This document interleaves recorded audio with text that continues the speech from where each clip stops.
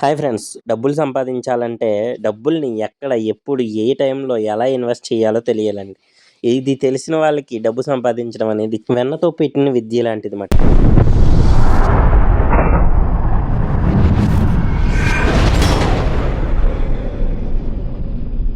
Friends, వీడియోలోకి వెళ్ళే ముందు నా ఛానల్ని ఇప్పుడు దాకా సబ్స్క్రైబ్ చేయకపోతే సబ్స్క్రైబ్ చేయండి ఫ్రెండ్స్. ఇప్పుడు ఇరాన్పై యుఎస్, ఇజ్రాయిల్ యుద్ధం చేస్తున్నాయి కదండి. దానివల్ల ఇండియన్ స్టాక్ మార్కెట్ మీద కూడా దీని ప్రభావం ఉన్నదండి. దానివల్ల మంచి మంచి స్టాక్స్ అన్ని కూడా తక్కువ ధరల్లో దొరుకుతాయండి. ఎందుకంటే చాలా రేటు తగ్గిపోయింది అన్నమాట.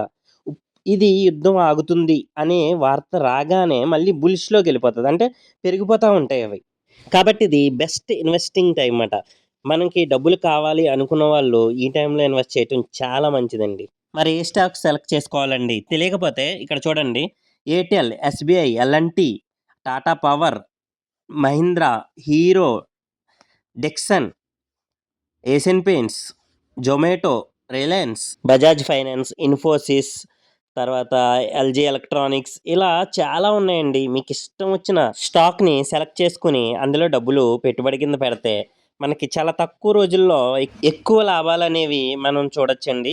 దానికి మీరు ఏం చేయాలంటే ఏదో ఒక యాప్ని మీ మొబైల్లో ప్లే స్టోర్లోకి వెళ్ళి డౌన్లోడ్ చేయాలండి. జీరోదా కానీ, గ్రో యాప్ కానీ, అప్స్టాక్ కానీ, పేటిఎం కానీ, ఏంజల్ వన్ కానీ, ఇలా ఏదో ఒక యాప్ని క్రియేట్ చేయండి. క్రియేట్ చేసిన తర్వాత దాంట్లో డీమేట్ అకౌంట్ అనేది ఒకటి ఓపెన్ చేయాలి.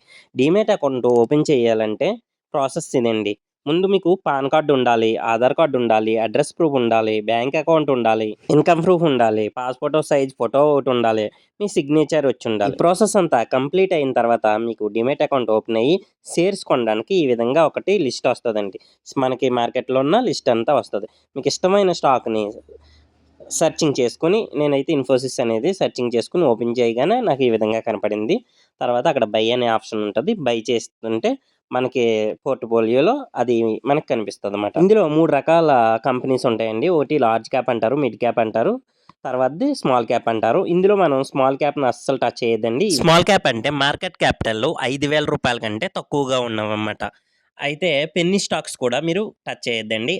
100 రూపాయల కంటే తక్కువగా ఉన్నవన్నీ పెన్నీ స్టాక్స్ ఇప్పుడప్పుడే టచ్ చేయొద్దు. అంతేకాకుండా మీరు ఏదైనా ఒక షేర్ని కొన్నప్పుడు ఆ షేర్ ప్రైజు ఎక్కువ ఉన్నది, తక్కువ ఉన్నది పెరుగుతుంది, ఎక్కువ ఉన్నది పెరగదేమో అనుకోవద్దండి. ఎక్కువ ఉన్నది తొందరగా పెరుగుతుంది, తక్కువ ఉన్నది లేట్గా పెరుగుతుంది. ఇంకా మీరు ప్రైస్ చూడొద్దండి, కంపెనీ చూసుకోండి. ఆ కంపెనీ పర్ఫార్మెన్స్ ఎలా ఉందో చూసుకోండి, సెలెక్ట్ చేసుకోండి. స్టాక్ మార్కెట్లో ఎలా ఇన్వెస్ట్ చేయాలో, అసలు స్టాక్ మార్కెట్ అంటే ఏంటి అసలు ఏమీ తెలియదు అనుకోండి, ఈ వీడియో కింద డిస్క్రిప్షన్లో లింక్ పెడతాను.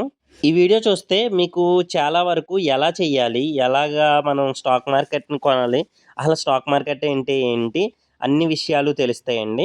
యుద్ధం జరుగుతుంది కదండి, స్టాక్స్ అన్ని పడిపోయాయని చెప్పాను కదా. ఎగ్జాంపుల్గా ఒక 2 మీకు చూపిస్తాను.